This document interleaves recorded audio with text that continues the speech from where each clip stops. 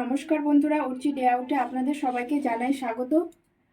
শীতের মরশুমে পিঠেপুলি খেতে তো সবারই ভালো লাগে, আর যদি হয় এই রকম খেজুরের গুড়ের সন্দেশে পুর ভরা পাটিসাপটা, তাহলে তো সবাইয়ের মন জয় করে নেওয়া যায়। তাই আজকে বানালাম গরমা গরম পাটিসাপটা। আমি এই পাটিসাপটাটা কিভাবে বানাচ্ছি আপনারা দেখুন। পাটিসাপটা বানানোর জন্য আমি কালকে যে চালের আমরা ভাত খাই সেই সিদ্ধ চালটাই ভিজিয়ে রেখেছিলাম, আর আজকে সেটা পেস্ট বানিয়ে নিয়েছি এরকমভাবে। আর কিছুটা পরিমাণ মুগ ডালও ভিজিয়ে রেখেছিলাম, সেটাও এইভাবে পেস্ট করে নিয়েছি। এটা এবার এর মধ্যে দিয়ে দিচ্ছি। এরপর এর মধ্যে দিয়ে দিচ্ছি 1 কাপ পরিমাণ ময়দা। এটা একটু নেড়েচেড়ে মিশিয়ে নিচ্ছি। এরপর দেব এর মধ্যে ঈষৎ উষ্ণ গরম দুধ।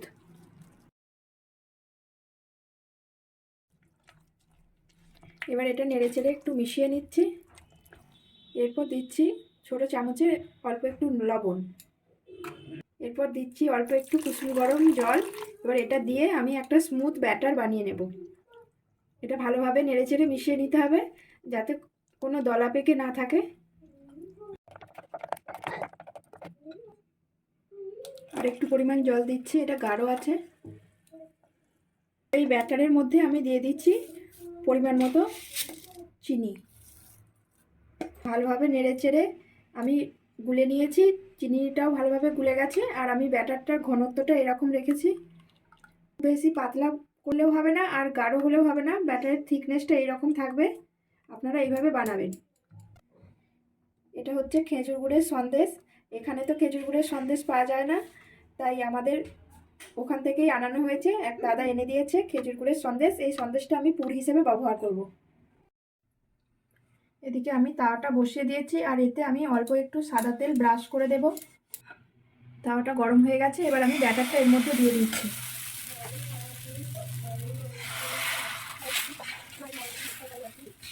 এটা আমি হাতের সাহায্যে গোল করে ঘুরিয়ে চাড়িয়ে দিয়েছি। শুকিয়ে যাবে তখন এইভাবে একটা সাইডের দিকে সন্দেশটা এরকমভাবে লম্বা করে দিয়ে দিতে হবে। এবার এটাকে আমি সাইড থেকে ফোল্ড করে দেব।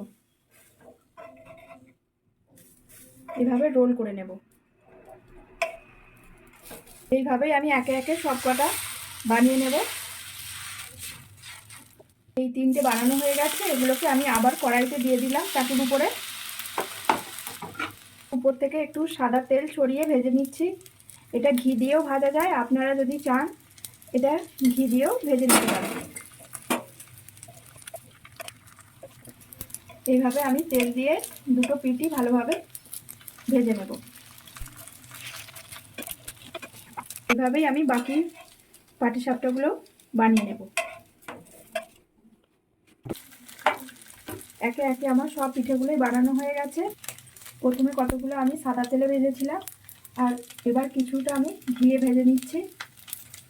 তার জন্য ঘিটা আমি সবগুলোর উপরে দিয়ে দিচ্ছি।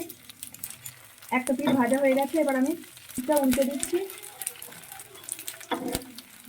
ঘিয়ের স্বাদ, ঘি দিয়ে ভাজলে তার স্বাদ তো সবসময়ই সেরা হয়। তাও অল্প কিছু সাদা তেলে ভেজেছি, আর অল্পগুলো আমি এখন ঘি দিয়ে ভেজে নিলাম। এবার আমি এগুলোকে প্লেটের মধ্যে উঠিয়ে নিচ্ছি। আপনারাও অবশ্যই আমার এই রেসিপিটি ফলো করে বাড়িতে বানাবেন, খেতে খুব ভালো লাগবে। আজ এই পর্যন্ত, সবাই ভালো থাকবেন। নমস্কার।